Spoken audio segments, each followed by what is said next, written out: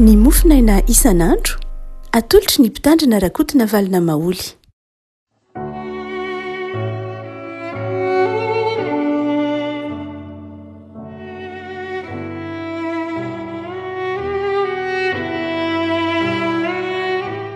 Faly miarahaba antsika rehefa malalatra hatrety sabotsy faraka ambin'ny folo ny volana jolay ity. Ny mofinaina izay voalahatra ao antsika dia ny bokin'ny asan'ny apôstôly toko 19. Asan'ny apôstôly toko 19 andiny 520 ka hatramin'ny 600. Vakitsika amin'ny anaran'i Jesosy ry havako.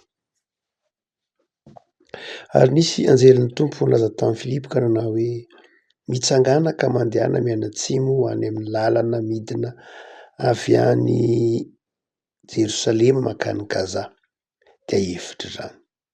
Dia nitsangana izy ka lasa nandeha.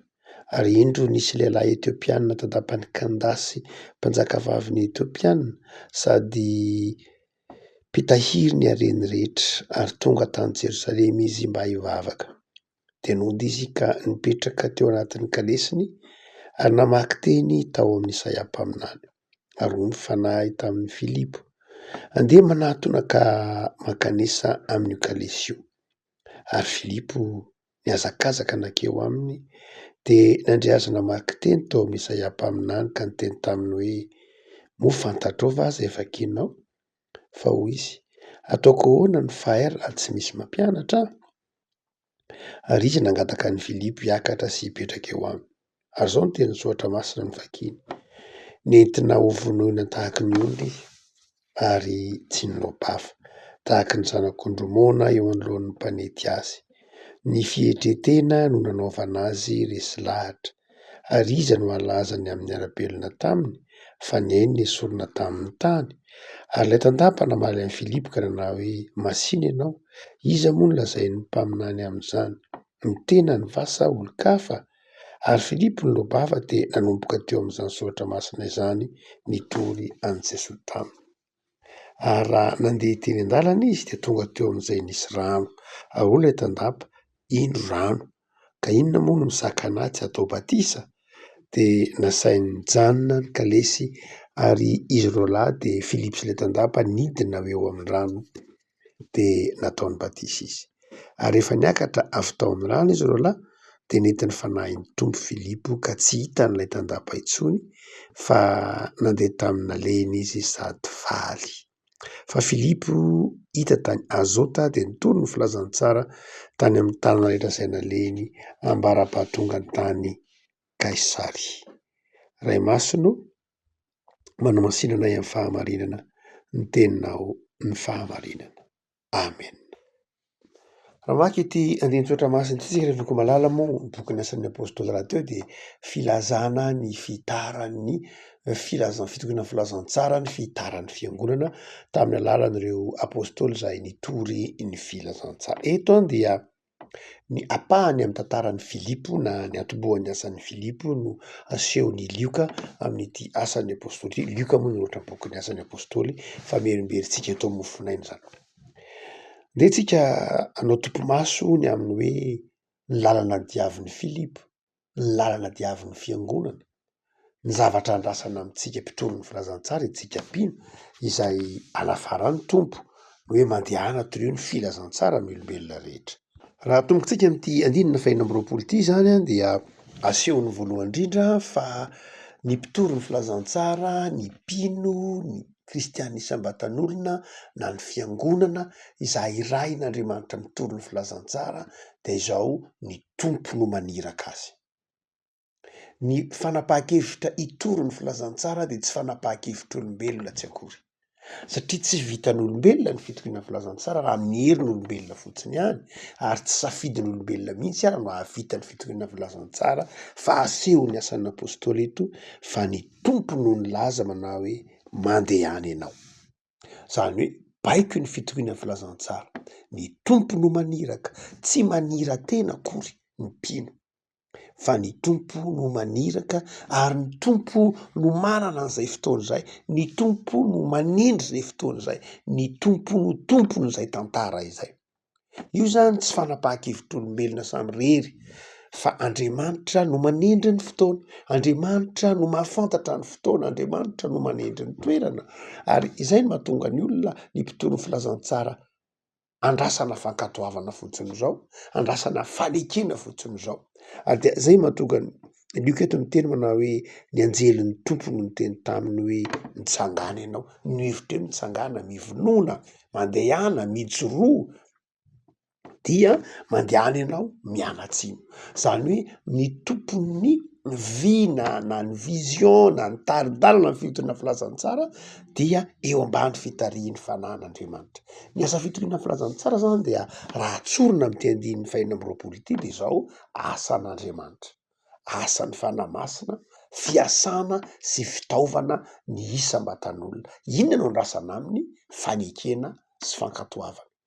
Ary dia ao ambadika izay ataontsika hoe vokatry ny fankatoavana izay na ny fitarihin'ny fanamasina izay dia lay lalana tendren'ny tompo anefa de lalana mianatsimo midina avy any Jerosalema makany Gaza, efitra io ho ny filazany azy, efitra io.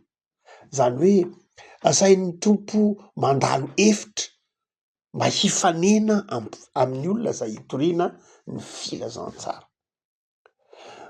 Tsy vitany hoe fankatoavana ihany zany io, fa fanekena mihitsy andalo efitra.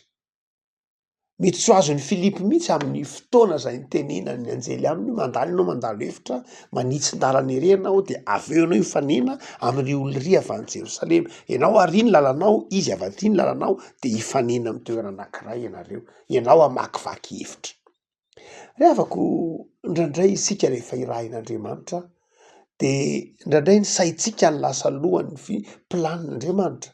Ka mietritra ahoana moa zay Andriamanitra nampandalovinao efitra, tsy ariva ny tokony mety kokoa, tsy ariva ny tokony ny tsy tokony adroana dia tiany lioka tsindriana mihitsy eto ilay hoe mandalo efitra ny mpitorin'ny filazantsara. Ary Filipo reto ny tantaray. Misy fotoana ahatsiarovany mpino tsirairay, misy fotoana ahatsiarovany fiangonana irery ao anatin'ny efitra, irery ao anatin'ny asa, irery ao anatin'ny fanompona, irery ao anatin'ny lalana zay hitondran'Andriamanitra. Saingy zao iny maha-irery an'ny Filipo ao anatin'ny efitra iny tsy ahatsiarovan'ny Filipo akory ho irery. Iny irery ao anatin'ny asan'ny fiangonana iny de tsy ahatsiarovan'ny fiangonana ho irery akory, satria eo ankilan'ny tompo. Rehefa mandeha manaraka ny planin'ny tompo sy ny lalana torin'Andriamanitra antsika isika de tsy ny efitra akory ny zava-dehibe. Satria tsy any amin'ny efitra ny masontsika, tsy any amin'ny efitra ny mason'ny Filipo, fa any amin'ny lalana tian'Andriamanitra hitondrana azy. No zany de izao, zay variana mijery ny efitra eny am-pandehanana de reraka sy ketraka ary mety very eny am-pandehanana ka tsy ho tonga any amin'ny tany Kanana. Tahaka an'ireo zanak'Israely, variana tany eny efitra, variana na ny mihetsiny an'Andriamanitra, variana manao efa maninona moa zay nentinao ty an'efitra Andriamanitra.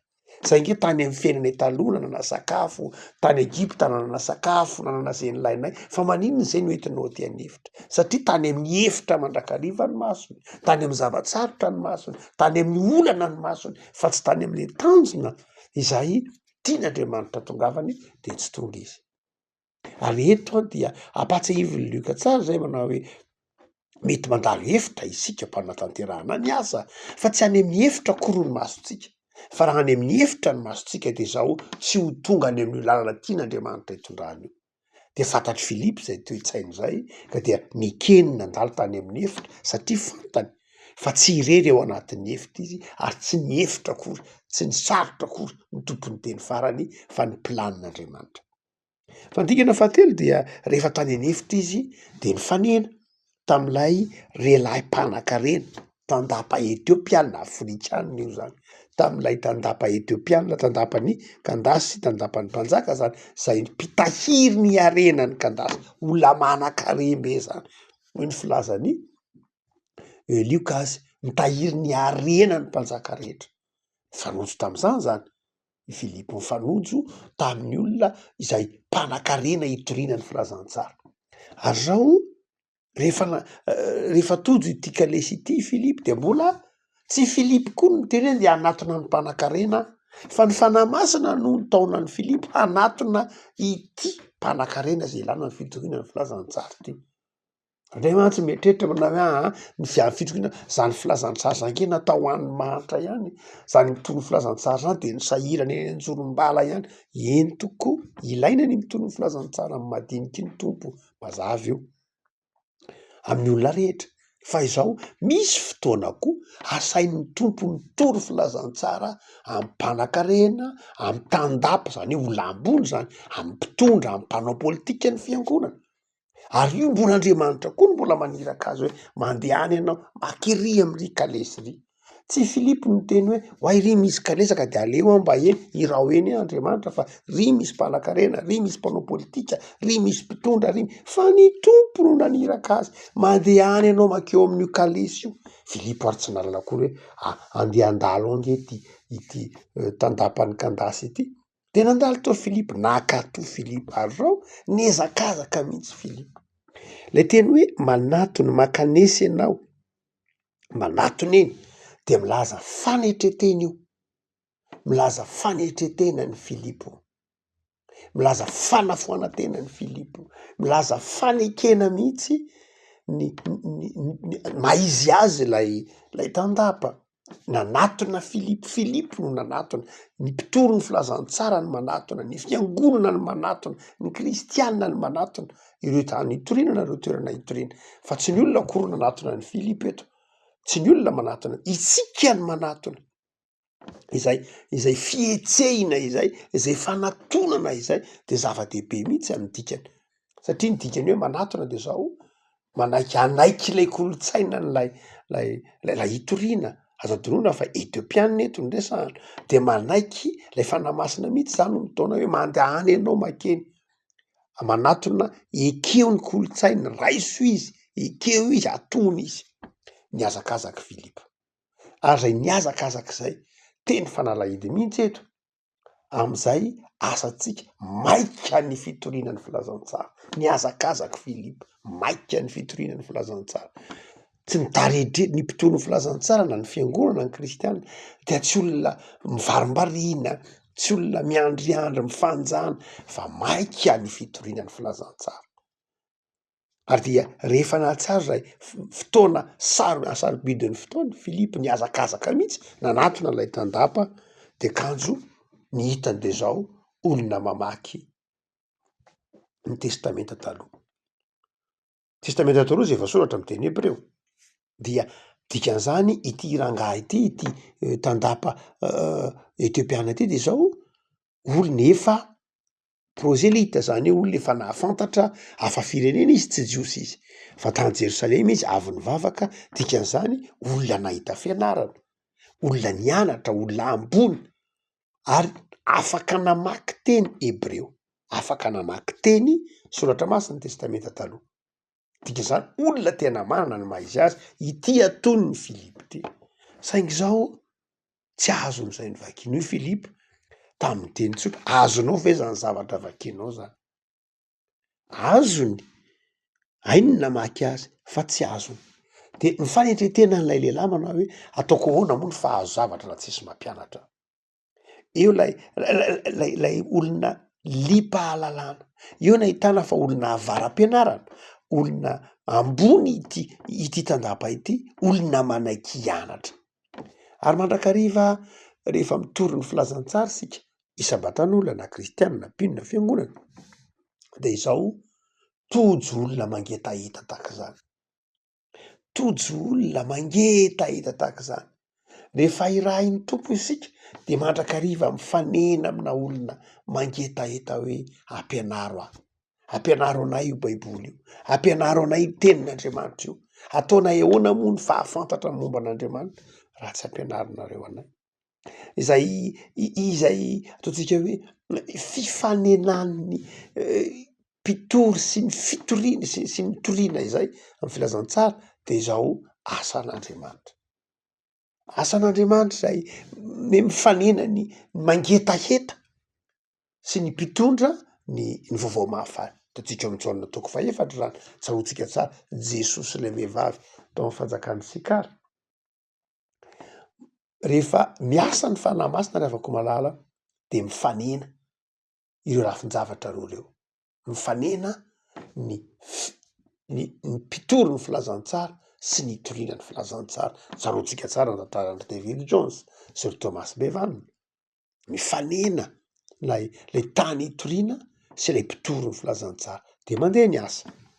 Ary dia raha manohy ny tantara isika dia olay tandapa etiopiana miakary ianao, zany hoe ary lay tandapa etiopiana nangataka ny Filipo hiakatra sy hipetraka teo aminy.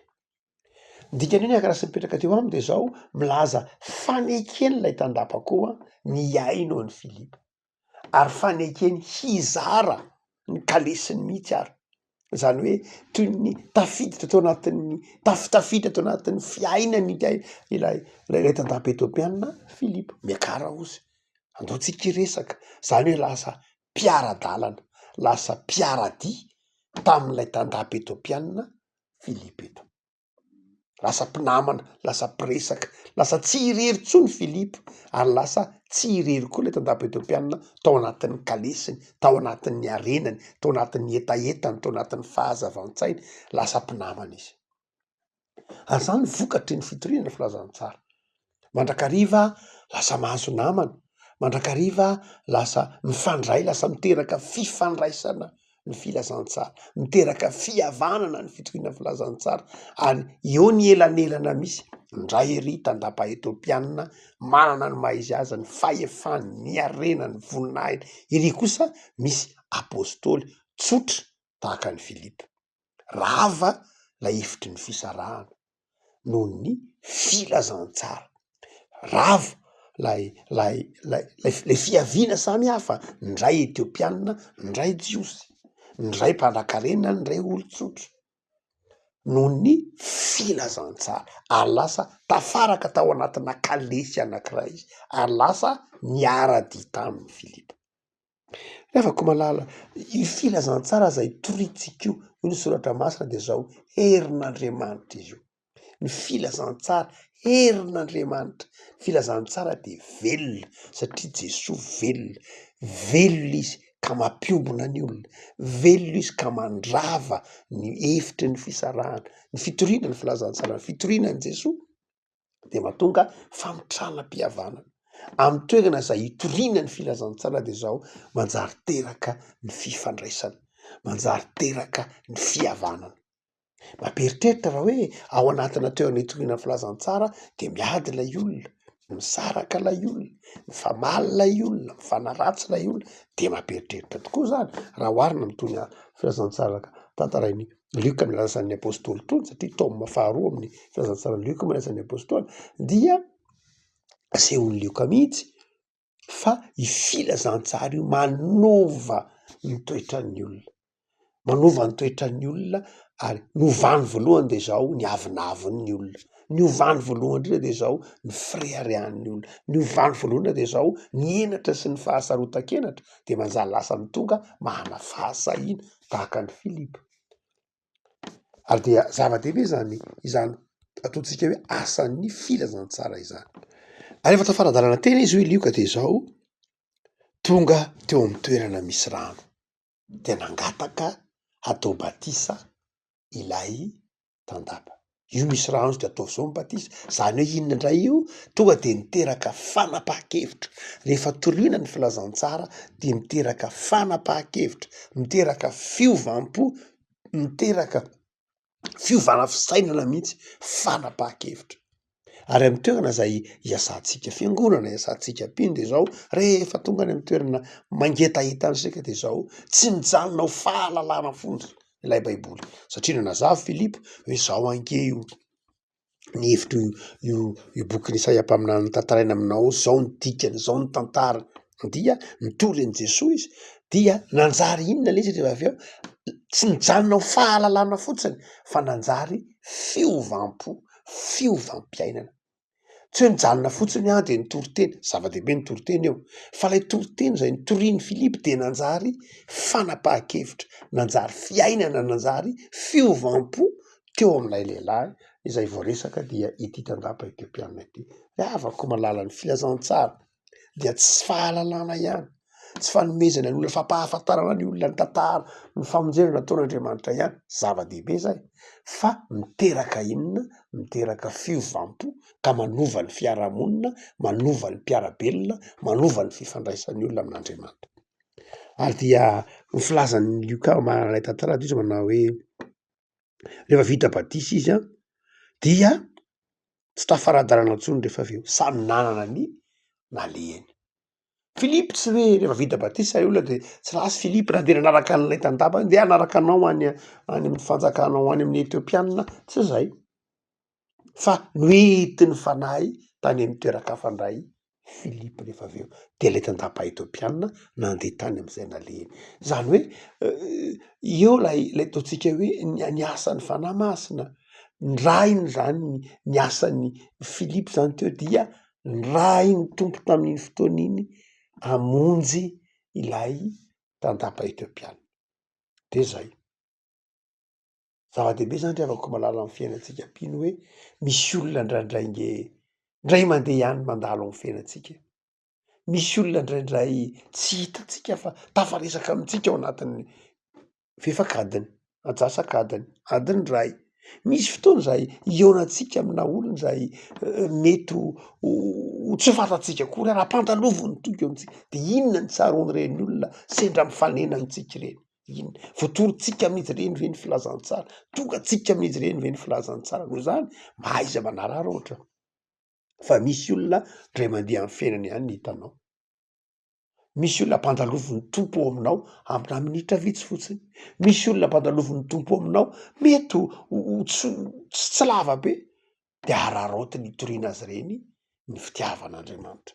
araraotiny fampahafantarana azy any Jesoa fa mety tsy ho hitanao intsony izy rehefa aveo satria samy manana ny lalany ny tompo aneriavako malala am'ty sabosy ty amenao fitiavana sy faharetana amin'ny fitoriana ny filazantsara ivavaka sika tompo de misaotra anao zahay a noho ny fitiavanao a sy ny famindramponao fa omenao fotoana ahatsiarovana fa miandry anay ny fitoriana ny filazantsara ary maiky zany ianao no tompon'ny asa ianao melo ho lalana anay misaotra ny amin'ny ity herinandro ray nomenao anay farana ity de ataovy iraka ao mankatoa anao zay amin'ny fitoriana ny filazantsara tompo ary rehetra ampanorahanao anay de ataovy ataonay amin'ny fitiavana sy ny fifaliana mamelanay am'izay mety ho vitavozavozanay mamindrafo aminay raha toa ka mifanjany zay amin'ny fitoriana ny filazantsara fa mombahanay tompo tsara de jereo tompo ny fiangonanao amin'ny fitoriana ny filazantsara zay ampanaovinao any raha anao azy amasino izy taio izy ary feno fiadanana sy fifaliana amin'ny fitoriana ny filazantsara jereo tompo amin'ny andraikitra maro samy hafasahanay mba ho fiasana velona amin'ny fitoriana ny filazantsara zay rehetra am'izay misy anay amin'ny tokantrano rehetra zay manaraka zao nofinay zao de ataovy mahatsiaro fa sambatra manana anao izay fiainana sy fifaliana misaotra Jesoa amen